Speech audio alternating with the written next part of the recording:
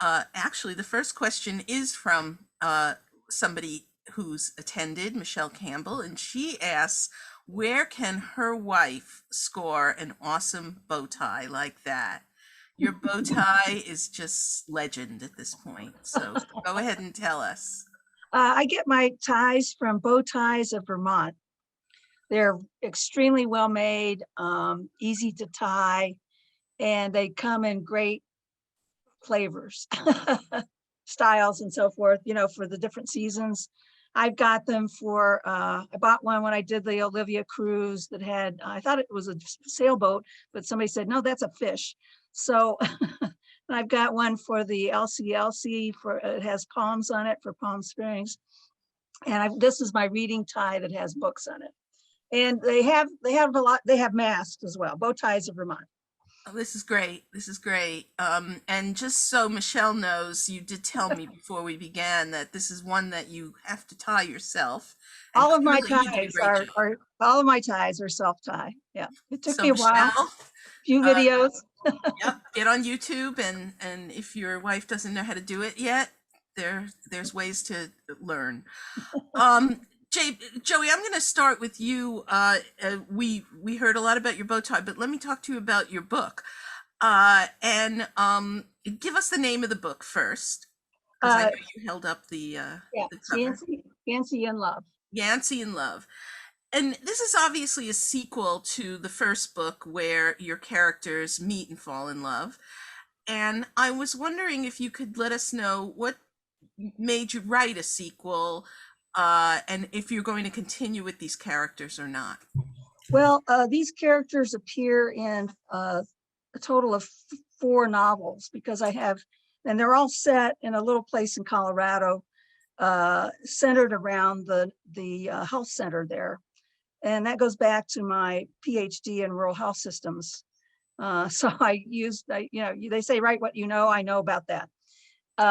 So those characters kind of come up again and again, and all of the characters from the other books. So there's Reclaiming Yancy, there's Bobby and Soul, there's Family Ties, and then there's this book. And the characters all come in and out as they crop up in sequence. But in Uh-huh. the last book, they're all there. So which book of yours would you recommend a reader begin with if they were I'd starting? say, yeah, start with Yancy in Love. It's the sexiest. Going back to Susan's Yeah, reading. yeah, it's the sexiest, and it kind of sets the stage for a lot of other stuff. So Awesome, awesome. Okay, Jane, I was really your bio was so interesting that you've written 2 books where one of the main characters is non-binary, and it's so important in terms of representation and making sure that we reflect who is actually in the community. Obviously, pronouns are one thing that you have to be, or anyone has to be conscious of. But could you tell us a little bit more about what else you, as an author, or anyone writing with a non-binary main character, a secondary character, needs to be thinking about in order to be accurate in their representation? Yeah, I should also add that Remy is also intersex.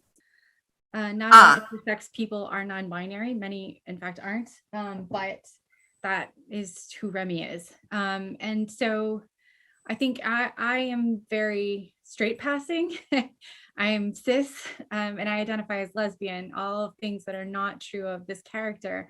And so for me, it's partly just reflecting the community that I'm kind of aberrant in my circle of friends and colleagues. And so it's reflecting the community that I live in, but it's also, I think, really, I feel very compelled to write in places that have less exposure in our community. So, because I think the cool thing about our community is that it's like this totally diverse umbrella, and I want everyone to be a part of it and everyone to have a chance to read a story that they're like, I see myself in that character, whether that's strictly by gender or sexual identification or something else.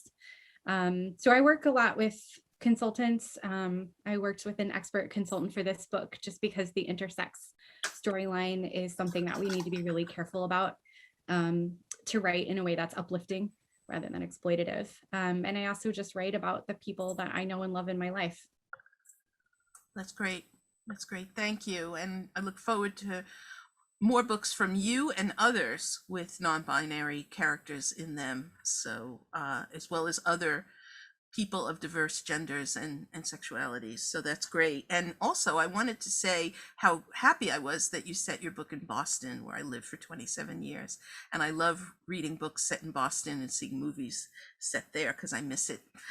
RJ, you mentioned that Lila's book that you read from is a work in progress. And what else can you tell us about this book that she's working on?